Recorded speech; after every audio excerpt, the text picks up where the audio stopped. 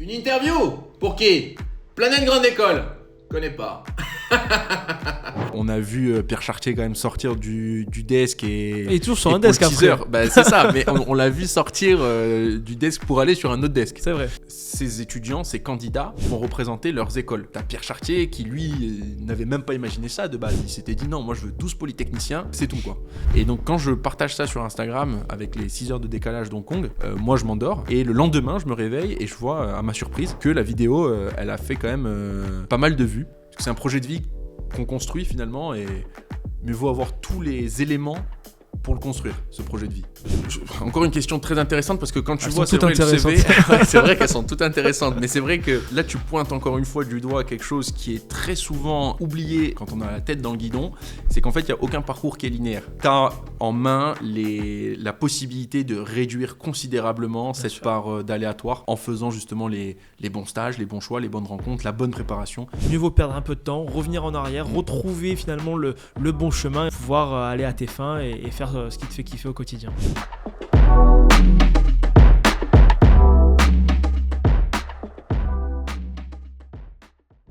Bonjour à toutes et à tous, c'est Dorian de Planète Grandes Écoles, très heureux de vous retrouver aujourd'hui pour un format inédit, Jeune Deep. C'est la nouvelle série où nous allons aller à la rencontre de jeunes diplômés inspirants et qui de mieux que Zied, alias Pierre Chartier pour commencer ce premier épisode. Salut Zied, est-ce que tu peux te présenter ? Ouais, d'abord merci pour l'invitation, très sympa d'inaugurer cette nouvelle série de podcasts. Alors pour me présenter brièvement, donc, je m'appelle Ziad El Yagoubi, diplômé de l'EDEC après une classe préparatoire scientifique. Donc je me suis dirigé vers la finance, plutôt finance de marché. J'ai réalisé donc 2 premiers stages, je pense qu'on reviendra un petit peu sur tout ça. Et j'ai donc la particularité d'avoir commencé ma carrière à Hong Kong sur un poste en trading. Je préciserai peut-être par la suite l'intitulé exact du poste. Et puis ensuite, en parallèle, j'ai créé un organisme de formation qui s'appelle Derivatives, qui accompagne les étudiants en finance de marché, donc 2 objectifs, décrocher et réussir les entretiens. Et puis, parallèlement à ça, en mars 2025, j'ai créé un personnage également sur les réseaux sociaux qui s'appelle Pierre Chartier. Je vais te passer la présentation. Mais voilà, donc ensuite avec Pierre Chartier, on a eu aussi un projet plus global qui était de démystifier un petit peu la finance de marché et surtout d'en rire. Ce qui a plutôt bien pris sur les réseaux, donc c'était assez cool, avec à la fois de la valeur ajoutée et à la fois du divertissement. Donc c'est un peu le pari qu'on essaye de relever et tu me dis si tu veux que je rajoute quelque chose dans la présentation. Non, magnifique, non, mais okay. C'est très bien, on va revenir justement sur The Finance Game, Pierre Chartier, ta belle carrière. Pour revenir un petit peu aux prémices de tout ça, qu'est-ce qui t'a motivé à t'orienter en classe préparatoire, spécifiquement en prépa scientifique, et pourquoi a posteriori avoir décidé de faire une business school ?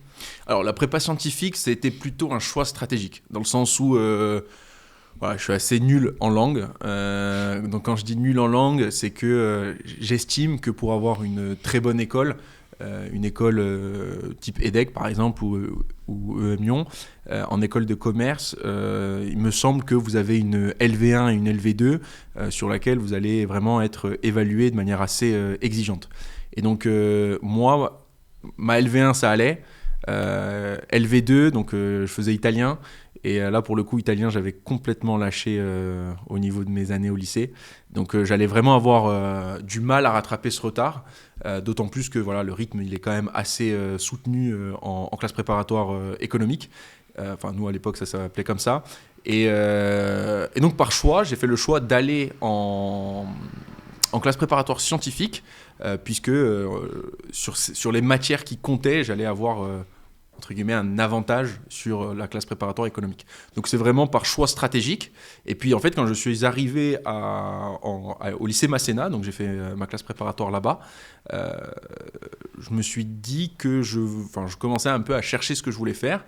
Et puis la grande différence des écoles de commerce, les écoles d'ingénieurs, pour la plupart, elles sont quand même très spécialisées dans des domaines qui sont assez spécifiques. C'est-à-dire que si tu ne sais pas trop ce que tu veux faire, eh bien mieux vaut viser les écoles qui sont très généralistes, type Centrale, l'X, les Mines, etc. Mais c'est quand même les très très très bonnes écoles. Ensuite, tu vas avoir d'un autre côté des écoles qui sont aussi très bonnes dans ce qu'elles proposent, mais qui sont en revanche très spécialisées. Et quand tu sais pas trop ce que tu veux faire, mieux vaut faire quelque chose d'assez général. Et donc, j'ai pas malheureusement pu passer les concours ingénieurs. Et le concours de l'EDEC était un peu avant, je m'étais inscrit. Et c'est comme ça que je me suis retrouvé à l'EDEC avec le fameux, de toute façon je pense que tu connais mieux que moi maintenant ces types de concours, mais c'est le concours AST1 qui est proposé pour les classes préparatoires scientifiques pour entrer à l'EDEC. Et donc je sais qu'il y a énormément de personnes qui ne sont pas forcément au courant de ce concours-là, mais en tout cas moi ça m'a bien permis justement de ne pas refaire une année et d'aller dans une école qui proposait des voies assez générales comme celle de l'EDEC. Magnifique, on en parle, oui, effectivement, sur Mister Prépa, Génération Prépa, donc les médias qui sont dédiés sur les audiences de CPGE. Il y a de plus en plus d'écoles, d'ailleurs, qui ouvrent ces concours, finalement, pour les étudiants scientifiques à ST1, notamment le M Lyon. Il y a IMTBS qui est rattaché au concours Mines Télécom, et il y a aussi derrière d'autres écoles, comme celle d'Ecricom, qui ont annoncé ça. Donc, effectivement, c'est de plus en plus démocratisé. Et alors, raconte-nous un petit peu tes années à l'EDEC, anecdotes, et je te l'avais dit en off, mais on a retrouvé un mail qui date de 2020 où on parlait pour faire un parte-asso entre Sunset, l'asso que tu as monté. Donc tu as monté une asso, tu as déjà fait plein de choses. Est-ce que tu peux nous raconter ces différentes années donc, à l'EDEC depuis 2019 ? Ouais, bien sûr. Alors ouais, c'est vrai que le monde est petit puisque on s'était déjà parlé il y a 4 ans, je pense. Je pense que vous étiez vous aussi au début du lancement de Planète Grande École et nous parallèlement on créait une association qui avait pour but de promouvoir la culture méditerranéenne au sein de l'EDEC avec justement une dimension RSE et voilà, et globalement en fait mes années à l'EDEC elles se sont, je pense que je peux très facilement dire qu'il y a eu 3 phases. Il y a eu une première phase dans laquelle j'étais donc à l'EDEC mais j'avais un job étudiant qui était de donner des cours particuliers pour faire un petit peu d'argent de poche.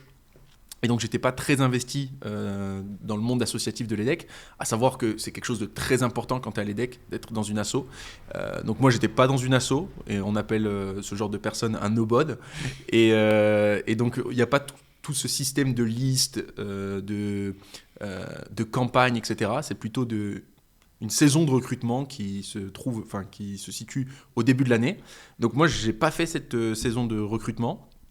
Par contre, je sortais assez souvent avec notamment un ami que j'avais à Lille, très très bon ami qui vient comme moi de Corse. Et donc on s'est retrouvés à Lille et toute la première année, en fait, on a vraiment bien kiffé à Lille. Et en deuxième année, donc c'est là la deuxième phase, moi je me suis orienté vers le master finance de l'EDEC, donc qui est à Nice. Donc retour à la case départ, tu retournes chez toi tranquille. C'est ça, retour au soleil. Et en fait, à ce moment-là, à la fin de la première année, je me posais la question de est-ce que j'avais pas loupé quelque chose dans ma scolarité à l'EDEC.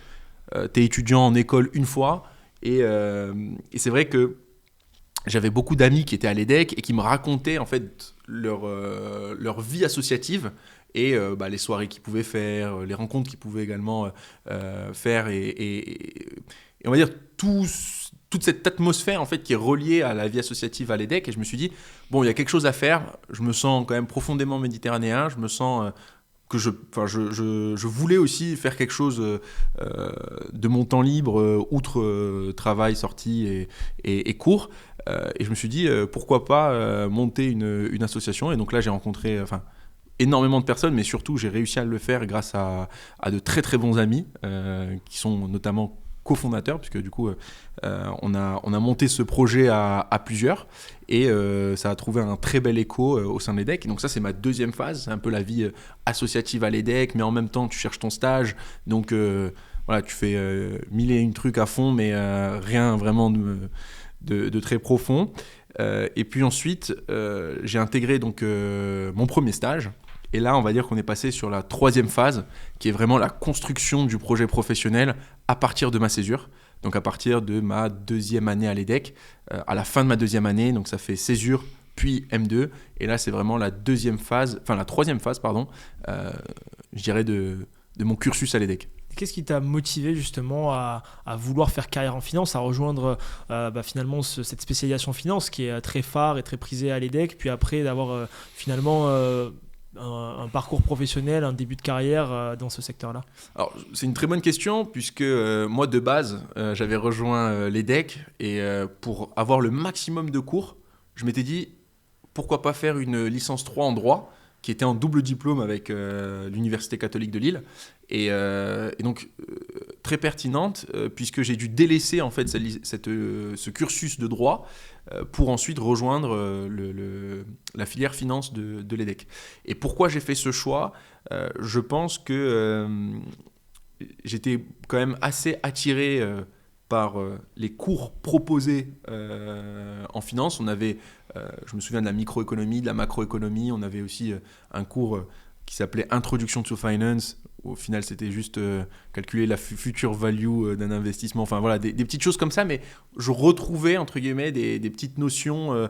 Enfin, je peux pas dire que je retrouvais ce que je faisais en prépa parce que c'est pas du tout le cas. Et même, je voulais pas refaire de la chimie ou de la physique. Mais il y avait un petit peu cette notion où tu dois apprendre des choses, tu vas vraiment te challenger sur de nouvelles notions et surtout, je me répète, mais vraiment apprendre de nouvelles choses. Et alors, je trouve que les programmes à Lille sont très bien, mais c'est quand même moins dense que ceux à Nice.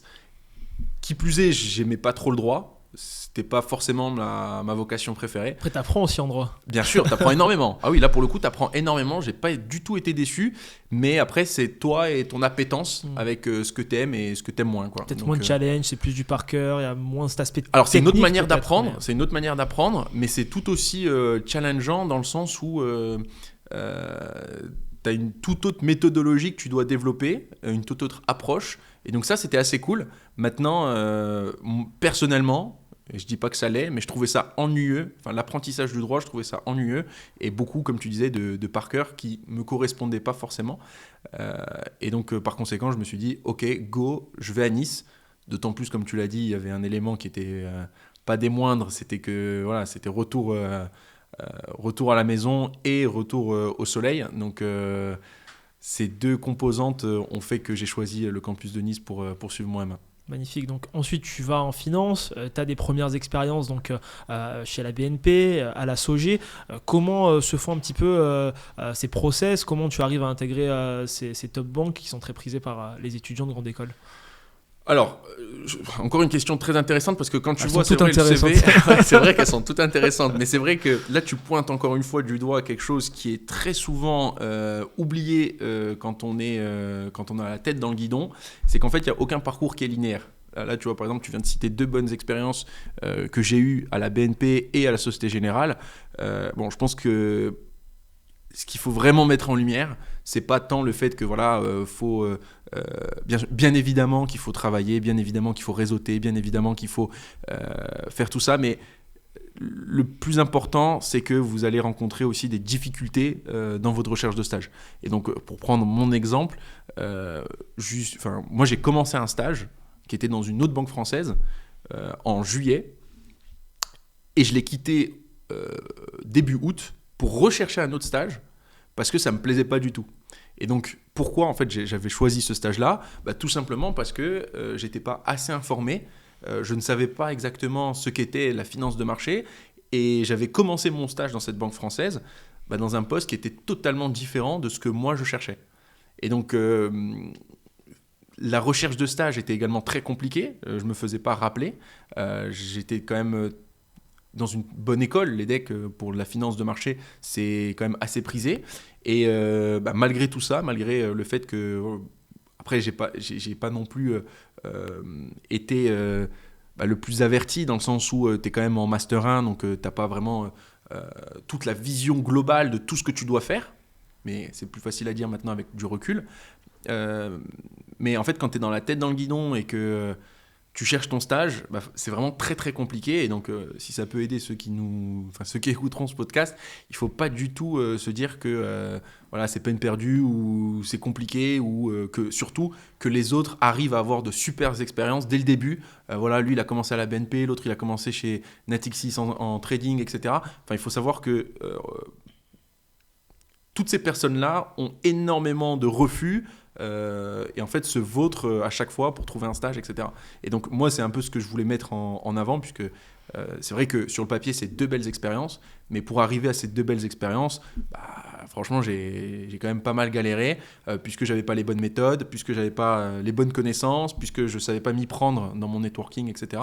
Donc ça, c'est vraiment quelque chose que les personnes doivent avoir en tête. C'est très compliqué d'avoir un stage et c'est pas forcément linéaire. Même quand on voit le parcours, c'est pas forcément linéaire.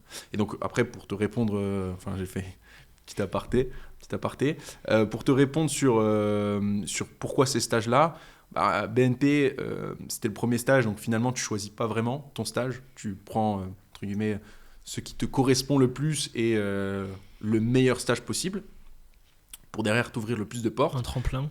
Exactement. Tu choisis en fait un tremplin. Et puis, le deuxième stage, la structuration, alors ça, c'était un choix vraiment très réfléchi, dans le sens où, en finance de marché, et donc pour ceux qui font de la finance de marché et pour ceux que ça intéresse, je pense très sincèrement que la structuration, c'est le meilleur stage que tu peux faire et que tu puisses faire parmi tous les autres stages pour ensuite avoir le maximum d'opportunités ouvertes à toi. Puisque c'est un stage qui est quand même à la frontière entre la vente et le trading et tu as quand même une base technique très très très très importante à avoir. Les entretiens sont souvent très sélectifs et par conséquent les recruteurs derrière le savent. Et faire de la structuration dans des banques françaises ou dans des banques américaines, ça t'ouvre aussi un très gros réseau derrière. Donc le deuxième stage, c'était vraiment très stratégique.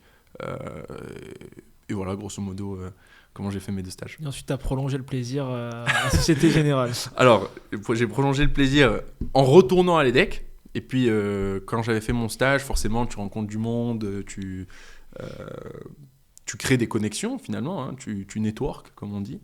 Et à ce moment-là, j'avais justement rencontré une personne qui, elle, était allée à Hong Kong et qui cherchait un junior à ce moment-là, quand moi je postulais. Et donc forcément, j'ai transmis ma candidature et ça s'est bien fait. Finalement, pour rebondir sur ce que tu disais tout à l'heure, c'est aussi beaucoup de résilience, la recherche de stage, notamment en finance. Totalement. Mais aussi des fois, parfois, tu vois, la bonne connexion au bon moment, la bonne rencontre qui fait que finalement, tu vas avoir une opportunité de malade. Donc, ça ne veut pas forcément dire que vous allez tous finir à Hong Kong, mais tout ça pour dire que ouais, tu peux accéder à des top opportunités finalement grâce à, encore une fois, de la proactivité. Tu maximises tes chances et c'est pertinent, donc excellent.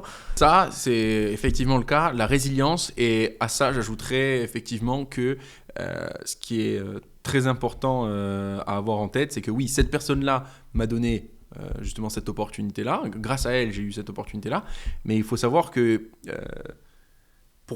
c'est la loi des grands nombres. Pour maximiser le nombre d'opportunités que tu as, faut avoir le maximum de personnes de ce type dans ton entourage pour justement qu'ils puissent penser à toi lorsque une telle offre fait son apparition ou pointe le bout de son nez, quoi.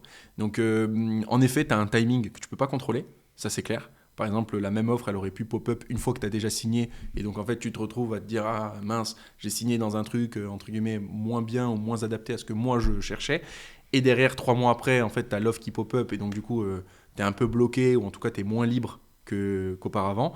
Mais cette idée de résilience et de préparation surtout, de savoir en fait quand postuler, comment networker, avoir les bonnes compétences et justement être prêt, être performant, ça c'est quelque chose qui sort de la sphère timing et de la sphère aléatoire. Mais il y a une part d'aléatoire, là je te rejoins totalement, mais quand même moi ce que je dis souvent c'est que tu as en main la possibilité de réduire considérablement cette part d'aléatoire en faisant justement les bons stages, les bons choix, les bonnes rencontres, la bonne préparation, etc. etc. Alors, tu as une expérience à Hong Kong exotique, derivatives. On entend quoi par ça concrètement, ça se traduit comment? Alors le nom en entier c'est Exotic Equity Derivatives, ouais. Et je vais te décomposer chaque mot, comme ça au moins on aura une compréhension parfaite de ce qu'est ce genre de poste.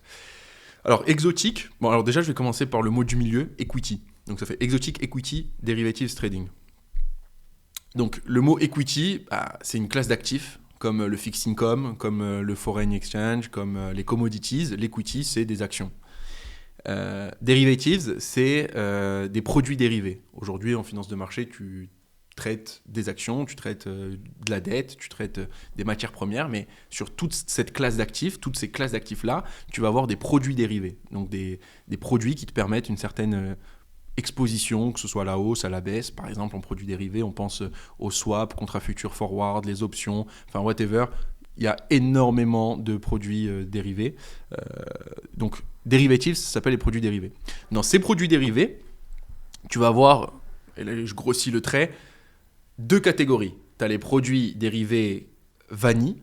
Donc, les produits dérivés vanille, c'est les produits dérivés qui sont assez simples, dont la gestion dans un book de trading, c'est-à-dire la gestion des risques de ce produit-là, est relativement simple et compréhensible.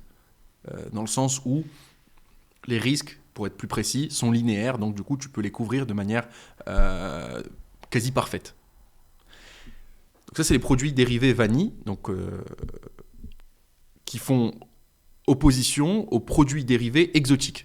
En fait, les produits dérivés exotiques, c'est des produits qui sont assez complexes, soit dans la compréhension du payoff, soit dans la construction du payoff, mais surtout qui ont des risques qui sont non linéaires. C'est-à-dire dont le risque n'est parfois pas parfaitement couvrable. C'est-à-dire, alors je vais la refaire cette phrase, en fait, dont les risques ne peuvent pas être couverts à 100%. C'est-à-dire que tu vas soit garder du risque, soit devoir réajuster ta position pour essayer en fait de venir couvrir le risque dans sa globalité. Et donc ça, on appelle ça des produits dérivés exotiques et des produits dérivés vanille. Donc là, si on se la refait, ça fait donc Exotic Equity Derivatives. Donc en gros, je m'occupais des produits dérivés en equity qui n'étaient pas vanille mais qui étaient assez exo, donc qui avaient un payoff dont les risques n'étaient pas... dont le payoff n'était pas linéaire, mais non linéaire. Voilà. Donc ça veut dire ça. Et après, trading, c'était le poste en lui-même. 3 grandes catégories, sales, trading, structuring. Après, tu peux ajouter quant, tu peux ajouter les métiers de risque également. Et voilà, grosso modo, on était une équipe. Et cette équipe-là s'occupait de ça. Après, tu peux venir aussi encore plus rentrer dans les détails des détails. Par exemple, l'equity, en fait, ça regroupe aussi des actions, mais ça regroupe aussi des indices. Et donc, en fait, tu avais 2 équipes qui s'occupaient à la fois des actions, à la fois des indices. Mais bon, après, ça, c'est du détail. Ok, intéressant. Et quelle a été la principale différence pour toi entre la France et justement Hong Kong en termes d'expérience, en termes d'équipe? Est-ce que voilà, il y avait un mindset qui était différent? Comment c'était perçu? Notamment, Société Générale, où tu étais finalement dans la même boîte, mais au sein de 2 entités différentes. Alors, au sein de Société Générale, je pense qu'il y a... Alors moi, à Paris, j'ai adoré mon stage. J'étais dans une super équipe où justement, on m'a énormément appris. Donc, en termes d'ambiance, moi, j'ai retrouvé à Hong Kong approximativement la même. Mais ce qui changeait, dans la même équipe, avec justement de super collègues autour de toi qui sont là justement pour délivrer de la connaissance. Enfin, c'est des puits de connaissances, les mecs. Donc, franchement, c'est très, très agréable en tout cas, j'estime avoir eu beaucoup de chance d'avoir eu ce genre de collègues. Maintenant, ce qui diffère de Hong Kong et de Paris, en tout cas, et c'est le cas dans toutes les banques, c'est pas spécifique à Société Générale, c'est que quand tu vas dans une banque française ou dans une entreprise qui est assez grosse en France et dont le siège social est à Paris, et que tu, par exemple, décides de t'expatrier à Hong Kong, à Singapour, à New York, tu te rends vite compte que les équipes sont plus petites dans les endroits que je viens de citer, et donc par conséquent, l'ambiance est différente, mais pas l'ambiance de ton équipe, l'ambiance globale. C'est-à-dire que tout le monde, toute la salle, en tout cas nous dans notre cas, toute la salle de marché va un peu connaître tout le monde. Tout le monde se connaît. Et donc ça, c'est super agréable dans le sens où tu peux avoir des discussions avec le mec qui fait la même chose que toi, mais côté fixed income, côté rates, côté crédit, etc. Donc tu vas pouvoir discuter avec eux, échanger avec eux de manière beaucoup plus simple, parce que c'est pas tant qu'à Paris, tu peux pas le faire, mais tu es moins amené à le faire. Parce que vous êtes sur un étage qui est différent, vous allez pas forcément avoir le même entre guillemets QG après la journée de travail, vous n'allez pas vous réunir au même endroit, vous avez moins de potes potentiellement en commun, de collègues de travail en commun, peu importe le nombre de facteurs limitants, mais c'est quelque chose qui est beaucoup plus présent à Paris que dans les destinations que je viens de citer. Et par conséquent, la chose vraiment qui m'a marqué, c'est... je te parle vraiment sur l'ambiance de travail, parce que Hong bien Kong, sûr. voilà, c'est une ville de malades, il y a énormément de choses à faire. Mais ce qui m'a marqué, moi, dans mon expérience, c'est vraiment la proximité que tu peux avoir avec, justement, ces personnes qui sont tes collègues et qui deviennent, au fur et à mesure, tes potes. Et ce process pour devenir tes potes, ben en fait, il est beaucoup plus simplifié dans ce genre de destination. Tu avais peut-être aussi une concentration d'excellence, c'est-à-dire des jeunes diplômés qui viennent débuter leur carrière, qui viennent des quatre coins du monde, ou c'était plutôt assez typé français, Alors chinois. moi, de ce que j'ai vu, il y a quand même... après, tu es dans une banque française, donc forcément, tu as énormément de Français, et puis tu as énormément de programmes aussi qui sont mis en place pour justement faire venir des Français, mais il y a une politique quand même de recruter des locaux. Donc en fait, du moment où tu as une politique de recruter des locaux, tu vas avoir aussi énormément, nous dans notre cas, de Chinois, de Cantonais, enfin de personnes qui sont issues du continent asiatique directement. Mais ce qui va venir vraiment différencier ça, enfin ce qui va vraiment marquer la différence, c'est aussi un facteur en fait qui est psychologique, qui est que quand tu es à Paris, et ça c'est ma théorie, donc elle n'engage que moi, quand tu es à Paris, tu vis moins intensément que quand tu es à l'étranger. Pourquoi ? Parce que si tu es à Paris, tu dis que tu es tout le temps à Paris, et donc par exemple que le Louvre, tu pourras te le faire dans son intégralité n'importe quand dans l'année, puisque tu es tout le temps à Paris. Et ça, tu peux l'appliquer avec énormément de choses qui sont à Paris, puisqu'on a la chance à Paris d'avoir énormément de beaux monuments, de beaux musées, de bons restaurants, etc. Et en fait, quand tu es à Hong Kong, en fait, tu sais pas combien de temps tu vas rester là-bas. Et donc, par conséquent, les choses que tu peux faire à Hong Kong, tu dois... Enfin, limite, c'est tu as une to-do et tu te dis, faut que je le fasse. Et ça marche pareil pour un peu les pays qui sont à côté. Tu te dis, ok, là, je suis à Hong Kong, il faut absolument que j'aille à Taïwan, parce que c'est Taïwan, je vais pas revenir quand je vais être à Paris, potentiellement, me dire, je vais aller à Taïwan, passer 2 semaines à Taïwan. Tu vois, c'est moins une destination comme la Thaïlande où tu te dis, il faut que j'y aille. Donc, en gros... Quand tu es à Hong Kong, très souvent, tes week-ends, ils sont chargés. Soit tu te dis, je vais à Taïwan qui est à 1h20, 1h30 de vol, soit dans plein de petits pays à côté comme ça, où la destination et les prix sont très abordables, et donc par conséquent, tu peux très facilement voyager. Et donc ce facteur-là, qui est psychologique finalement, parce que Hong Kong, ça change rien au fait de pouvoir faire ça, puisqu'à Paris, tu peux te dire, tous les week-ends, je vais à Copenhague, Madrid, Rome, etc., etc. Mais tu le fais pas, parce que à Hong Kong, tu as cette notion de je suis là temporairement, je suis là, mais c'est pas forcément ici que je me vois dans 40 ans. Et donc, par conséquent, je dois profiter un max. Voilà. C'est ma théorie. Non, mais je sais pas si tu es d'accord ou pas, mais en tout cas, je suis d'accord. voilà, je pense que ce facteur-là joue aussi un rôle dans la manière d'appréhender ton expatriation à l'étranger. Non, je le partage. Je n'ai pas bossé à l'étranger. J'avais étudié à l'étranger. J'étais parti à Berkeley.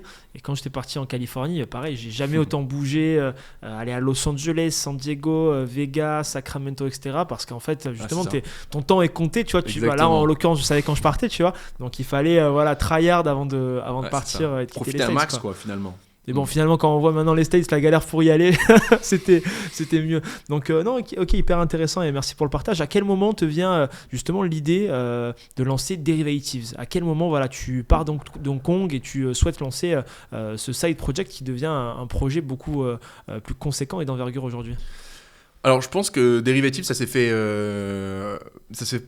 En fait, ça s'est pas fait quand je suis parti d'Hong Kong, mais plutôt en parallèle de tout mon séjour à Hong Kong. Donc, typiquement, je parlais de Hong Kong comme étant une destination où il faut absolument profiter à fond, etc. Il faut savoir que moi, les premiers mois, ou même quasiment toute la période à laquelle j'étais... pendant laquelle j'étais à Hong Kong, j'étais pas celui justement que je viens de décrire là il y a 2-3 minutes, puisque j'avais justement ce projet-là Derivatives et ça me demandait énormément de boulot, puisque parallèlement j'étais à Société Générale également. Donc je bossais le soir et les week-ends sur ce projet-là. Et en fait, le moment où j'ai décidé de me consacrer pleinement à Derivatives, c'est le moment où, j'ai vu qu'il y avait des résultats qui étaient parlant d'eux-mêmes, c'est-à-dire qu'on arrivait vraiment à avoir un impact sur les personnes, on arrivait vraiment à les aider, on arrivait vraiment à les orienter vers les postes et les stages qu'ils cherchaient.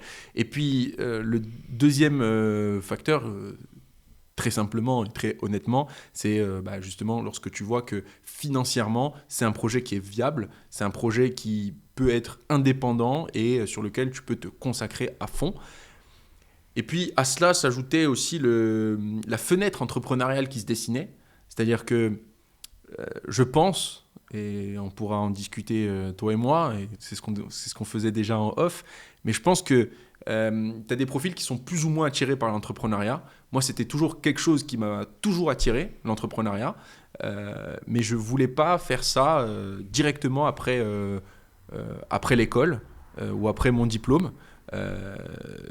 Je ne sais pas pourquoi d'ailleurs, mais j'avais ce besoin-là de faire un cursus classique, de m'orienter en finance et de me dire, si je vois une fenêtre entrepreneuriale qui se dessine, alors je la saisis, mais sinon, je reste en finance, quoi.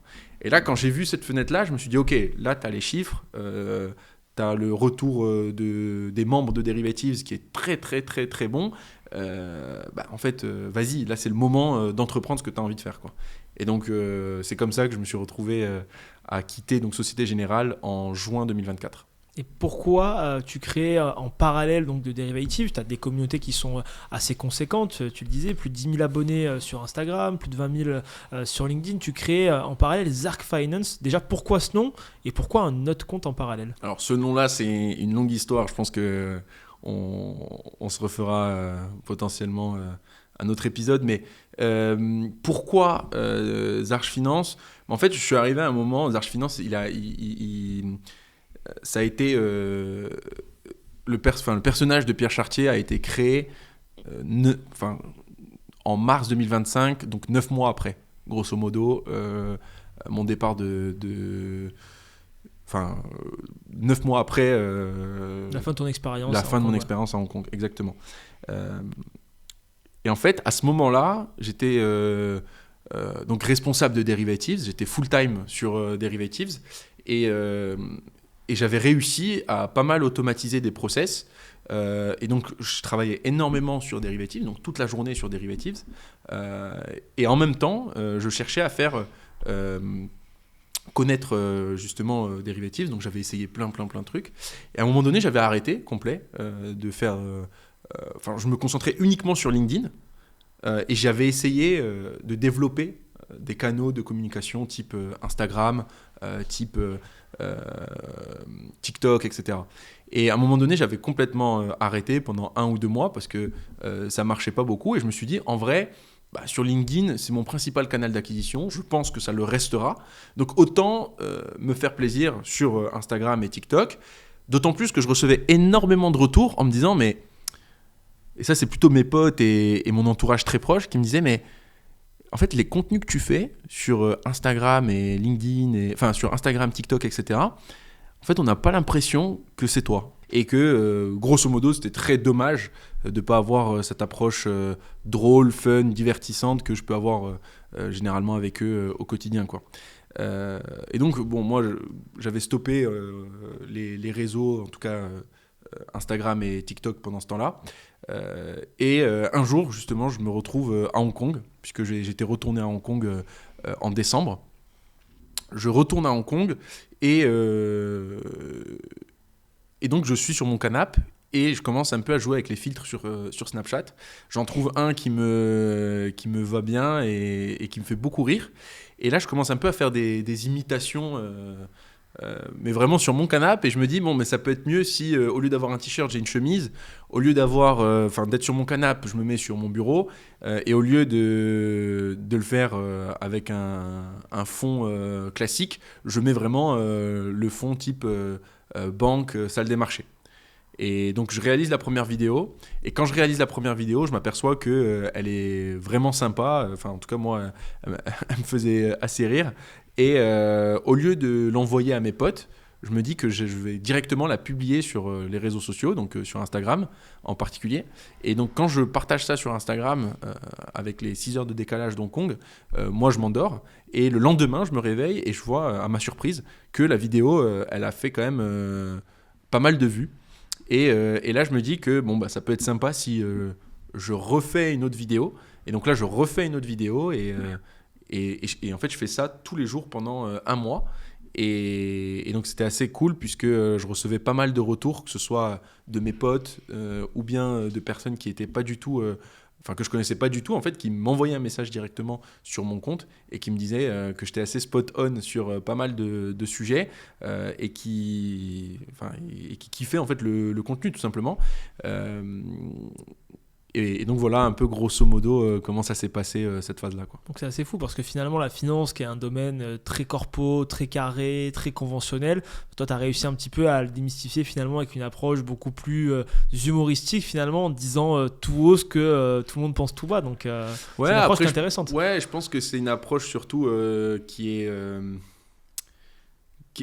faite vraiment sans prise de tête, sans vraiment but derrière, puisque je mets vraiment rien même ma formation derivatives finalement si on regarde toutes les vidéos de Pierre Chartier j'en parle jamais, donc en fait je l'ai fait vraiment pour me faire kiffer parce que je trouvais ça drôle et finalement c'est un peu bête à dire mais quand tu interprètes un personnage bah, tu as envie après de le faire évoluer et en fait j'avais justement la possibilité de le faire puisque je pouvais gérer mon emploi du temps comme je le voulais et je pouvais aussi consacrer du temps en fait à me dire ok de quoi je vais parler aujourd'hui puisque comme je te le disais chaque jour je sortais une vidéo donc je pense que ce qui a beaucoup aidé c'est le fait de le faire de manière vraiment hyper désintéressée en prenant du plaisir à le faire et en faisant aussi un contenu qui est quand même comme tu le disais assez niche.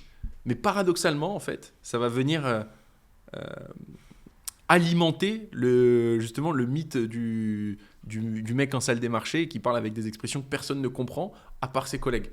Et donc, moi, je trouve ça toujours trop drôle et on en rigolait déjà avant avec certains collègues quand on s'est aperçu en fait, du jargon qu'on avait entre nous. Et tu avais une personne extérieure du milieu qui était là en mode attends, mais qu'est-ce que tu viens de dire ça veut dire quoi une double no touch, tu vois, genre des trucs en fait et en fait de le mettre en exergue via Pierre Chartier, moi ça me fait toujours autant rire et c'est la raison pour laquelle je continue, c'est vraiment que ça me fait kiffer quoi. Ça fait le succès, ce qui a fait le succès je pense de Pierre Chartier. Et comment donc après sur cette année 2025 tu as réussi à gérer un petit peu ton emploi du temps entre la création de contenu, un nouveau métier finalement que tu es en train d'apprendre sur le tas et où tu es finalement très bon, tu as une croissance qui est exponentielle là-dessus, entre les formations à côté notamment de dérivatives, comment tu gères tout ça en parallèle? Alors c'est une bonne question. Je pense que le risque c'est d'être un peu surmené.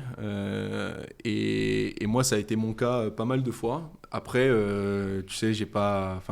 Ce serait te mentir que de te dire j'ai un playbook dans lequel il faut que justement tu commences ta journée à 7h30, que tu commences avec des œufs brouillés et que derrière tu enchaînes avec un jus pressé, pas oublier le café et faire tout ce que tu as envie de faire le matin. Enfin, j'ai pas vraiment de ça, quoi. Genre, je vais pas te bullshiter un truc parce qu'on est en podcast, mais la vérité, c'est que je prends les sujets un à un. Je pense que tu dois aussi trouver ta méthode d'organisation au fur et à mesure.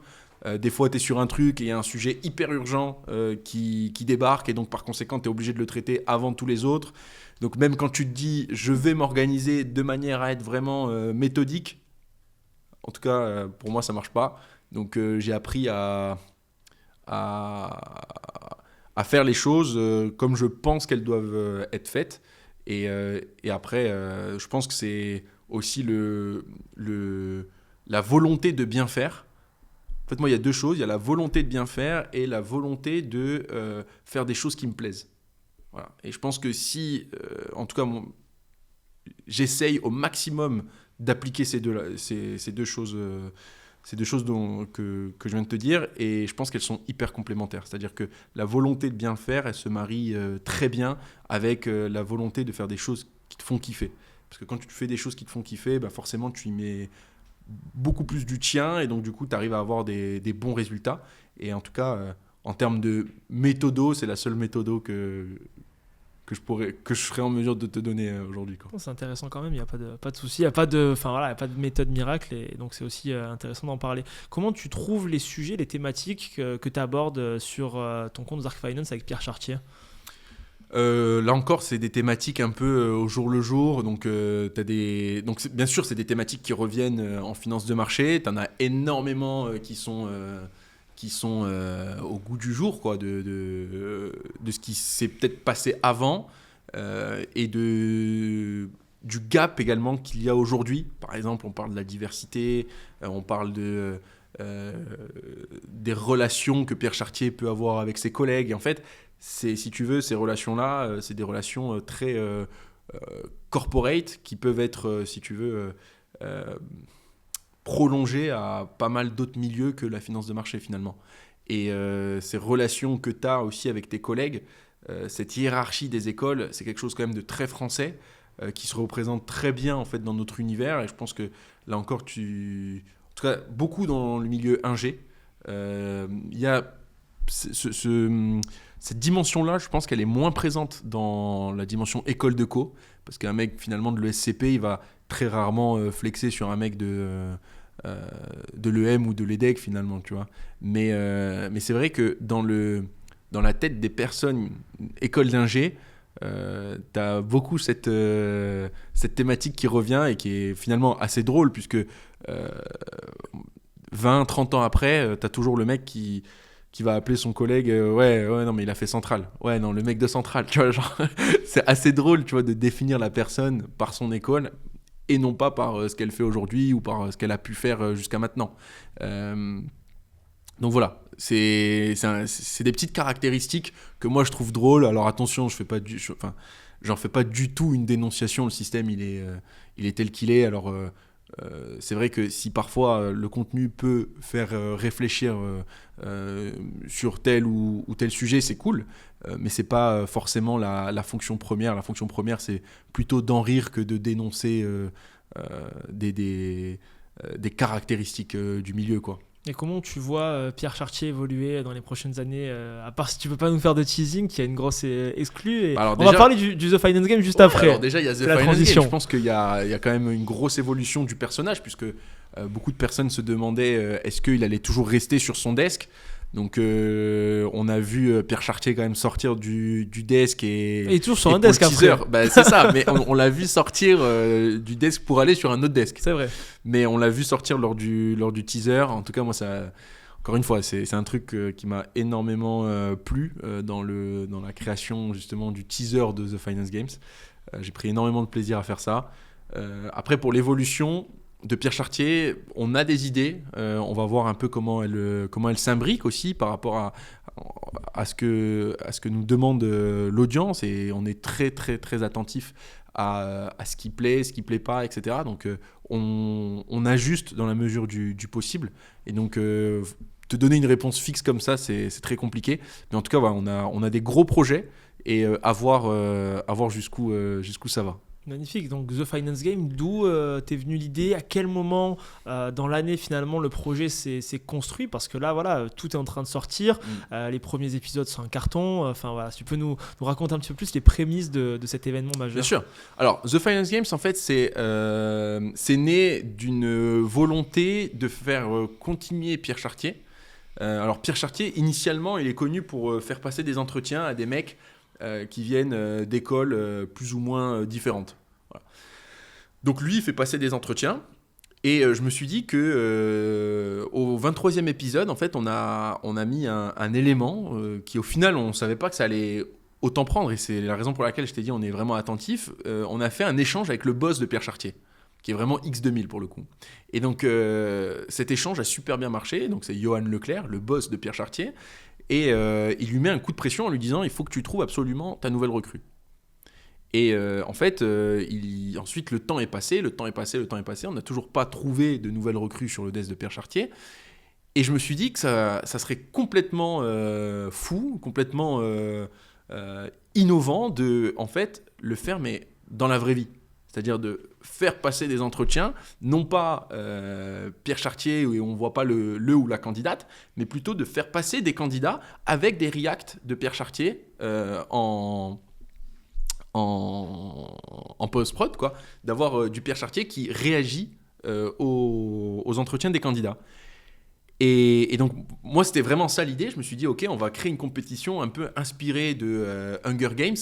C'est-à-dire que, d'où le nom, en fait, The Finance Games. C'est de là que je tire le The Finance Games. C'est Hunger Games où, en fait, tu as genre 13 élus. Donc, nous, dans notre cas, c'est 12. Mais peut-être qu'il y aura un 13e, on ne sait pas. Et donc, le teaser. Et donc, du coup, en fait, tu as 13 personnes élues pour représenter leur district dans Hunger Games. Et l'idée dans The Finance Game, c'est exactement d'avoir la même chose, mais ces étudiants, ces candidats vont représenter leurs écoles. Et donc, tu as Pierre Chartier qui, lui, n'avait même pas imaginé ça de base. Il s'était dit, non, moi, je veux 12 polytechniciens et c'est tout, quoi. Et en fait, là aussi, on met en avant des vrais enjeux, type la parité. Par exemple, on a 6 profils féminins, 6 profils masculins, ce qui nous permet vraiment d'avoir une compétition juste. On a un partenariat également avec SEO London, qui est un organisme qui justement met en avant les profils issus de minorités ou de milieux assez défavorisés. Et donc voilà, dans cette émission, on a essayé vraiment d'allier sérieux, valeur ajoutée et divertissement. Et donc voilà, The Finance Game, c'est un peu comme ça que c'est né. Je me suis entouré vraiment d'une très bonne équipe pour que ce soit la réalisation, la production, la captation, enfin même en termes des candidats, ils ont tous joué le jeu, ils ont vraiment été exceptionnels. Enfin, énormément de personnes qui m'ont aidé. Je pense à Paul, je pense à Louis, Flavius, etc. Enfin, c'est des personnes qui étaient là le jour du tournage et malheureusement, on ne les voit pas à la caméra, mais sans eux, on n'aurait pas pu le faire. Donc voilà, je voulais aussi les remercier. Ouais, gros big up. Non, il faut. Et donc, ouais, après, on a sorti ça. Le jury, moi, je me suis tapé des barres exceptionnelles avec le jury. J'ai tellement rigolé. Donc, encore une fois, c'était que du kiff, cette émission. Je suis très content de voir que le résultat plaît, en tout cas que les gens aiment bien ce qu'on a fait, parce que c'est quand même assez innovant, tu vois, c'est un créneau qui n'était pas encore exploité, divertissement vs sérieux, c'était quelque chose qui n'était pas forcément encore exploité. Et c'est vrai que de venir faire une télé-réalité du recrutement, enfin voilà, c'est... Enfin, le parti pris. Ouais, c'est pas le parti pris, mais surtout le positionnement, il est peut-être compliqué, tu vois, et c'est cool qu'on ait pu, en tout cas pour l'instant, avoir cet équilibre dans ce qu'on a réussi à produire, donc c'est cool. Et ce qui est intéressant, c'est qu'en termes d'audience, finalement, ça peut autant plaire à des étudiants qu'à des jeunes diplômés, qu'à des profils beaucoup plus seniors, parce qu'en fait, il y a à la fois ce côté sérieux, décalé, mais Pierre Chartier aussi, l'avantage qu'il a, c'est qu'il a une audience finalement qui est beaucoup plus globale, et on l'a vu dans les retours aussi des premiers épisodes. Pierre Chartier, l'avantage de Pierre Chartier, c'est qu'en effet, l'audience est plus âgée que les étudiants, et d'autant plus que tout le monde a déjà passé un entretien, que ce soit pour de la finance, pour du conseil, pour de l'audit ou quoi, donc connaît un peu ce stress-là quand tu arrives devant soit le good cop, soit le bad cop, et que le mec te fait passer un entretien. Et dans le jury, c'est cool parce que on a quand même des profils et des tempéraments qui sont quand même assez différents, donc ça crée aussi une variété au niveau des questions. Et oui, en effet, pour l'instant, la plupart des retours que j'ai eus, c'est des mecs qui sont en banque, des mecs seniors qui m'envoient des messages et qui juste se fendent la poire sur à la fois le react de Pierre Chartier, les présentations du jury, enfin voilà, sur pas mal de choses qu'on a pu faire. Et puis, je reçois aussi des messages d'étudiants qui me disent que voilà, le contenu à valeur ajoutée est sympa dans le fait de démystifier à quoi pourrait potentiellement ressembler un entretien en finance de marché avec des vraies questions, puisque le but c'est vraiment de mettre des vraies questions d'entretien qu'on aurait pu avoir dans un process pour devenir trader chez Goldman Sachs ou trader ou sales chez JP Morgan, quoi. Donc ça c'est vachement cool, et le jury est directement issu de ces banques-là. Thomas, il était ex-trader chez Morgan Stanley. Yann, il était Head of Trading à New York pour HSBC. Salomon, il a fait 30 ans chez JP Morgan.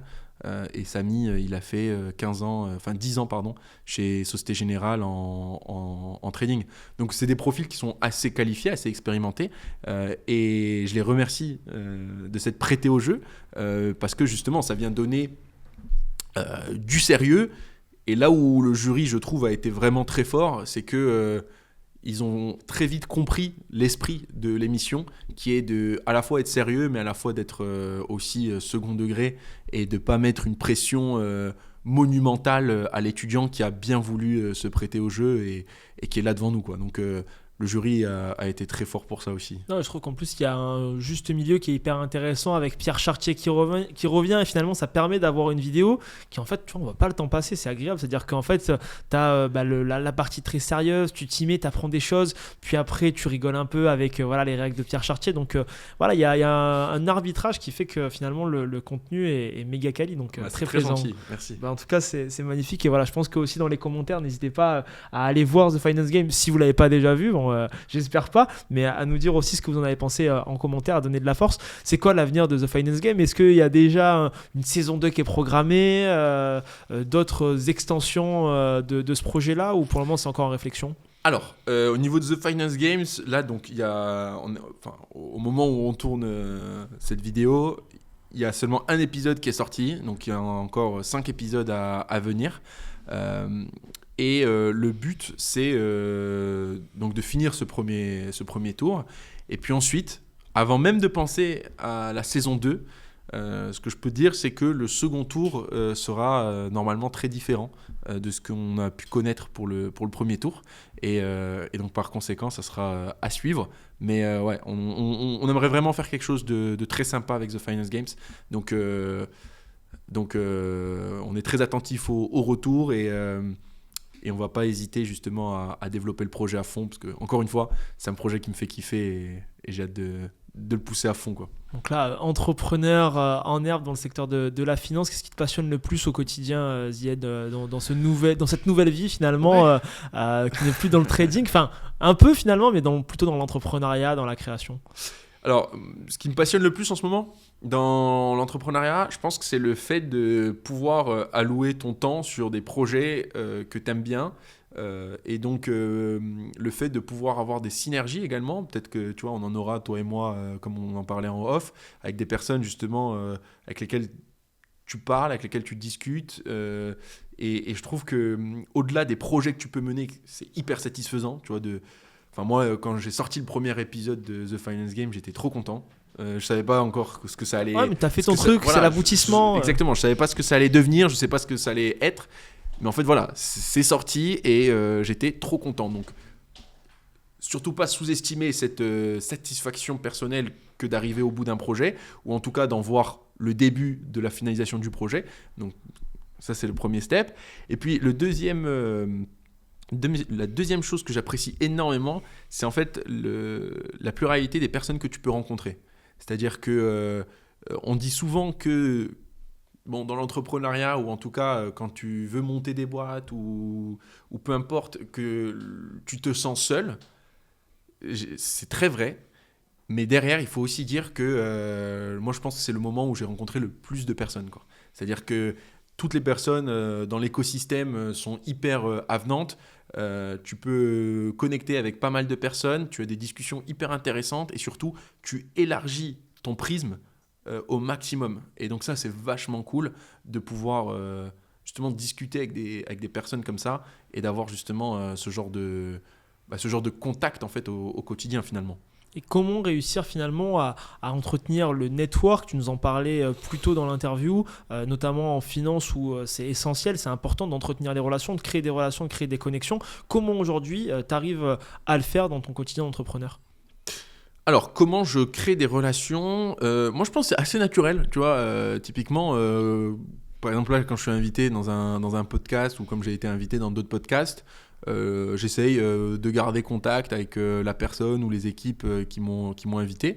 Ensuite, quand je quand je travaille sur des projets en collaboration avec un créateur ou avec un autre entrepreneur ou avec des personnes du milieu de la finance, ou que je déj avec des gars puisqu'on a envie de discuter, ou que je déj avec des personnes un peu plus seniors, etc. J'essaie toujours de faire en sorte de garder un contact. Et je pense que c'est de manière... j'ai pas vraiment de stratégie peut-être que je devrais en avoir une, mais là ça se fait bien en fait naturellement. Naturellement, j'ai envie d'avoir des nouvelles de telle ou telle personne, j'ai envie de prendre un café avec telle ou telle personne, j'envoie un message. Si la personne est dispo, elle me répond que oui. Sinon, on se fixe une date, et c'est un peu comme ça que j'arrive à entretenir en tout cas mon réseau. Après, j'ai mon entourage proche, que sont mes amis, que sont ma famille, et donc ça nous permet d'avoir des personnes qu'on voit quotidiennement, peu importe ce qui se passe, qu'il pleuve, qu'il neige. Je sais que je pourrais toujours aller voir mes parents, que je pourrais aller voir ma sœur, mes sœurs, mon frère, etc., mes neveux, mes nièces. Donc ouais, je dirais que c'est de manière vraiment assez naturelle que se fait tout ça, et c'est comme ça que j'entretiens en tout cas moi mon réseau, quoi. Magnifique. 2 dernières questions Ouais. pour finir, qui émanent de l'audience, par rapport justement à l'avènement de l'IA dans le secteur de la finance, que ce soit en corporate, en market. C'est quoi pour toi les plus grands défis actuellement auxquels les entreprises et de facto les étudiants pour le recrutement vont être confrontés par rapport à cette explosion de l'IA? Alors, au niveau de l'intelligence artificielle, je pense que ça va toucher énormément de jobs. On voit, il n'y a pas si longtemps que ça, OpenAI qui a recruté plusieurs investment bankers pour justement entraîner l'IA pour qu'elle puisse faire des tâches en fait de junior banker, quoi. Donc on voit que l'IA arrive et que c'est qu'une question de temps avant qu'elle soit implémentée dans le milieu de la finance. Mais pour répondre en fait à cette interrogation et à cette inquiétude qui est hyper légitime finalement, en fait c'est le cas dans tous les domaines. Et je dirais que la finance, c'est l'un des milieux qui sera entre guillemets touché le plus tardivement, en tout cas c'est mon guess, puisque on va avoir quand même une présence humaine qui est importante, dans le sens où la banque, c'est quand même, tu rends un service à ton client. Et donc le client est quand même très satisfait quand il peut parler à quelqu'un, ou en tout cas quand tu as des rendez-vous avec des personnes qui peuvent te présenter des résultats, que ce soit du côté M&A, du côté de l'audit ou du côté de la finance de marché. Donc l'IA touche tous les domaines, et par conséquent, ce que je pense aujourd'hui du secteur de la finance et de l'arrivée de l'IA, c'est qu'il y a une adaptation à faire. C'est-à-dire que quand il y a eu Internet, c'est pas pour autant que tous les jobs ont arrêté d'exister. Il y a eu juste une adaptation des jobs. Les jobs sont devenus plus quantitatifs. C'est-à-dire qu'à l'époque, pour prendre vraiment des exemples très précis, à l'époque, tu avais des traders equity. Tu vois, par exemple, on prenait le poste avant. Dans le podcast, tu me demandais qu'est-ce que c'est Exotic Equity Derivatives Trading. Eh bien, avant, il y avait juste il y avait des traders, c'était juste des traders equity. Maintenant, c'est des traders Exotic Equity Derivatives. C'est pas maintenant, ils existent toujours les traders equity, mais il y en a beaucoup moins, parce que en fait, acheter et vendre des actions, on peut le faire. Il y a des algos qui sont programmés pour le faire, et on peut les paramétrer. Par contre, il y a des mecs qui paramètrent ces algos. Donc il y a de nouveaux postes qui sont créés, peut-être moins, mais il y a de nouveaux postes qui sont créés. Et ce que je veux dire par là, c'est que l'IA va venir transformer l'industrie, c'est inévitable. Par contre, ça ne va pas être la fin de l'industrie de la finance, ou en tout cas des humains dans la finance. On aura toujours besoin de personnes qualifiées, mais justement le niveau de qualification peut considérablement changer. Et ça se voit dans les années précédentes, finalement. Quand tu regardes dans les années 80, les mecs étaient beaucoup moins qualifiés qu'aujourd'hui. C'est-à-dire qu'un mec qui pouvait travailler en finance était beaucoup moins qualifié qu'un mec qui pouvait travailler en finance aujourd'hui. Et ça passe par justement la montée en compétences. Enfin, voilà. Bon, pour la faire courte, sur cette réponse, je pense que l'IA nécessite une montée en compétences de la part de ceux qui veulent se diriger en finance. Et plus largement, ça va être le cas dans tous les milieux. C'est-à-dire que le but, c'est de se servir de l'IA et non pas d'être dépendant de l'IA. Et on le voit dès maintenant, finalement. Et je pense que le premier job qui est affecté et sur lequel, bon, là, on est très branché à école de co, école d'ingénieur, etc. Donc, on va penser aux métiers conseil, finance, audit, etc. Mais le premier métier qui est impacté par l'IA, c'est les codeurs. Enfin, l'IA est entraînée pour coder. Le texte qu'on lui donne, l'IA, c'est du code. Elle avale du code. Et donc, j'avais regardé un article, j'avais regardé un docu sur ça, qui te disait qu'il entraînait sur du code parce que c'est le langage, entre guillemets, si elle comprend le code, elle sait lire tous les autres trucs. Et donc, on peut très facilement dire, et faire le raccourci, de dire qu'un développeur pourrait être remplacé dans les années à venir par une IA. Mais ceux qui font du développement, ceux qui sont vraiment dev, savent que leur valeur ajoutée n'est pas tant dans la rédaction de lignes de code, mais plutôt, je ne vais pas faire le codeur, je ne sais pas, mais en tout cas pour avoir discuté avec des devs sur des projets, leur valeur ajoutée est dans la construction, dans l'architecture du projet, alors que peut-être qu'avant, on avait aussi besoin de mecs qui juste rédigeaient du code. Voilà. Intéressant. Et la dernière question qui nous a demandé de t'être posée, c'est comment réussir à trouver sa voie en finance, parce qu'il y a finalement une pluralité de débouchés en finance. La finance, ça veut entre guillemets tout et rien dire. Déjà, il y a une segmentation corpo-market, mais ensuite, il y a beaucoup de sous-jacents en market et en corpo. Donc, comment réussir à trouver sa voie spécifiquement en finance et savoir comment s'orienter vers une discipline qui nous correspond? Ça, c'est aussi une bonne question. Décidément, il y a eu des bonnes questions du début à la fin. Je pense que l'une des manières de trouver sa voie, c'est d'échanger avec des personnes qui sont passées par là et qui ont pu justement avoir les mêmes hésitations. Et ces personnes-là, elles vont vraiment pouvoir te donner un feedback, un aperçu et te faire gagner énormément de temps. Par exemple, moi, quand j'étais étudiant, je me prédestinais à une carrière en M&A puisque j'entendais parler que du M&A. Tout le temps, c'était M&A, fusion-acquisition. C'était vraiment le métier à la mode. Et finalement, en parlant un peu avec des personnes qui sont passées par le cursus que je souhaitais faire, ou qui ont eu un cursus similaire, eh bien, tu t'aperçois très rapidement qu'il n'y a pas que le M&A, il y a d'autres secteurs. Et pourquoi je devrais aller dans d'autres secteurs? Et qu'est-ce qui a fait que toi, tu es allé dans tel ou tel secteur? Et en fait, tu te rends compte que les horaires, par exemple, en M&A, elles ne sont pas forcément évidentes. Et donc, par conséquent, si tu veux quelque chose de plus intense, mais de moins étalé, tu vas plutôt chercher quelque chose en finance de marché, par exemple. Mais attention, la finance de marché, ça veut tout et rien dire. Tu vas avoir, comme tu disais, plusieurs verticales. Tu as de la vente, qui n'est pas du tout le même métier que du trading, qui n'est pas du tout le même métier qu'un mec en quant. Enfin, tu vois, c'est des choses qui sont complètement différentes. Alors, moi, ce que je peux dire pour la finance de marché, c'est qu'ils peuvent directement venir discuter avec un de nos consultants sur derivatives. On pourra les conseiller de manière très transparente sur qu'est-ce qu'ils peuvent faire, qu'est-ce qu'ils peuvent viser, et justement les conseiller dans la direction de leur carrière.